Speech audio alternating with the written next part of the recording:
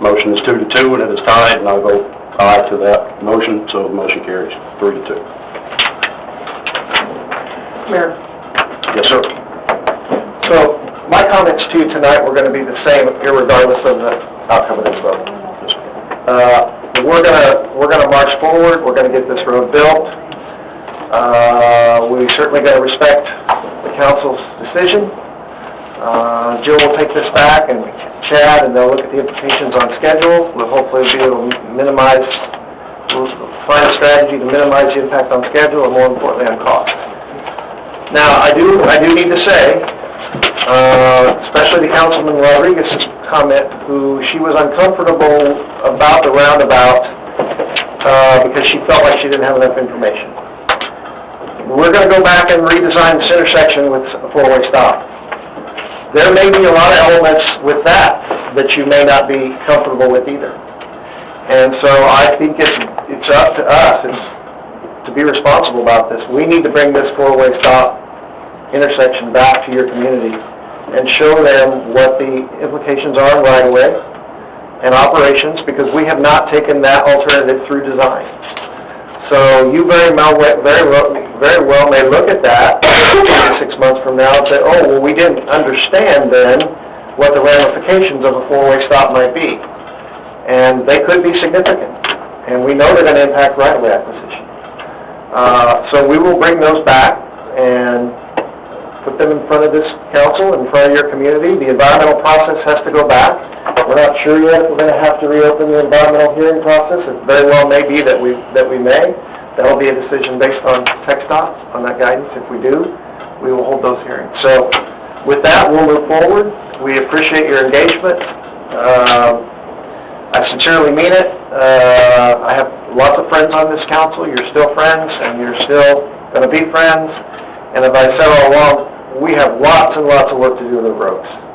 And we need to be partners, and we're going to be right there with you, regardless of this decision tonight. And I know we're going to have some tougher decisions down the road when we start talking about River Oaks Boulevard and economic development and all the things we want for the city. So with that, thank you. I apologize for this issue's taking so much time and energy. Need to go to, Dan? City of Fort Worth, and then I would CC certainly us, Marvin. But I think City of Fort Worth is a PM. They need to get that resolution. All right, I do want to say, Dan, y'all don't, I've known Dan for, like I said, I think about 15 years at least, since I was 15. So Dan does a lot of work. He does, his time would be spent elsewhere doing the work. So he doesn't get paid more because he's doing work in River Oaks. So I think he's great. I'm sure Jill is also worth thanking, but I haven't known you as long. So I do appreciate the work you put into this, that you put into River Oaks, that you put into the RCC. It's valuable. Thank me the day we all get to cut the ribbon on the Andrew Road. Thank you. Hey, Dan, before you walk out, I don't think, the things you never hear, the stuff that I get to hear, is the wastefulness of narrowing a road to 3 lanes, the bike trail, all the concrete. I mean, there's stuff you haven't heard, not that, it's just battles I'm not willing to fight. Yeah, there's a lot of stuff, I'm not going to stick my iron in every fire, but this is one. We just have to have a disagreement. No, I totally respect it. And I respect the work you've done, You asked one thing about the Fort Worth roundabout, why isn't anybody raising Cain about it? It's not in River Oaks. And they couldn't make that intersection any worse, no matter what. Thank you. We'll be right here. That's not in River Oaks. Yeah. Thank you, Dan.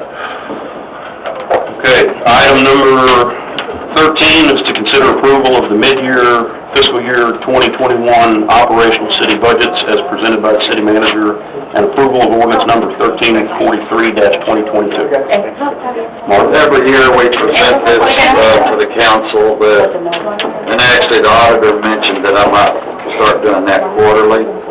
But at this present time, we've done it at the midpoint every year, and then looking at it this year, we were able to move money around in most everything except with gas going up so high, it increased our gas costs. We couldn't just move money around to fix that. we ran into a $193,000 project over at the police department on their computerization that did not get finished in the previous year as it was supposed to, so it had to carry over to this year. So when you look at $302,000, think about $193,000 of it was already accounted for in the previous budget. But because we can't take money over from one year to the other, it's definitely got to show up in this budget. And that's one of the things she was talking to you about tonight was the fact that, you know, our capital outlay being so much in that particular year, well, some of it had to go over into this next year. And that's what we're dealing with here. I would like, as far as the ordinance goes, I just put the things that, in it that I felt like we needed to increase. One of them, I didn't bring to you as part of the bonding program because I know the council's adamant about it being for streets. But we've got to do something about a security gate back here. It's getting worse than ever. The price of that security gate has already doubled in the last year. So I included that as, in this budget as, on complex improvements. It's a security gate, and I don't know if you got noticed tonight if you walk back, already started it, but that back entrance, wall or hallway, there is no way for those employees to get out if something does happen. They can only go forward. I got the same thing on the court side. I'm getting a quote on that right now. I'm working on that. That's not in here. Yeah, Marvin called me today and said I wanted to see if you were okay with us putting that hallway back in there. I said, sure. And then I come in this tonight and it's already been done, so yeah. Good thing I wasn't mad about it. Yeah, it's funny, I went to look for my mail and there's an open door. That's like when y'all fixed y'all's mail, we would go on that center hall, but I think this is really for the best. And they've moved, just to point out, you've moved Selena back. I moved Selena back into your old office. Used to be the mayor's office. Because we basically kicked you out. Yeah, they evicted me. They said get out of here, but, no, it seems like it's better use space this way, so I think. And I've talked to all the employees, they're all very high, as far as the administrative staff is very high on it. The only problem was because I did reduce one employee up front, was the concern that I've been having Selena go back and forth, helping with getting water bills and yet doing her finance. But the problem is, they said today it's the same thing if they have to call somebody else, they just call them and she responds, she always does. And so I felt like that was the only negativity I had to it, so I went on and went forward with that. Paula said she don't cover the front one. Yeah, I don't even want a payment anymore. But that's the reason, that's the $12,000 I have there, and, the, $6,000 I want to tell you about on the community center was the original fence was not put on the property line. So a guy bought the property in between the community center property and his neighbor, and they got into a squabble over it. Well, the surveyor went back out and let me know that we were about 2 foot over on their property. So I had to move that fence back to put it on community center property.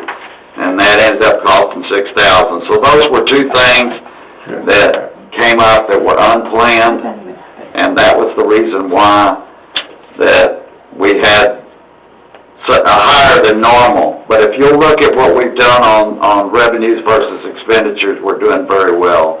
Our revenues are well up over the expenditure, and I don't see that any of this that we put in here is a problem. On the water side, the $150,000, y'all all know about that. It's the engineer, Alan Plummer, for down at the water plant. So that's not budgeted. I had to put that back in there. And the $2,000 on stormwater is because of fuel. Wow. Okay. I make a motion to approve ordinance 1343-2022, amending the fiscal year 2021-2022 fiscal year budget. Second. Have a motion and a second to approve ordinance number 1343-2022. You know what he did, don't you? He took something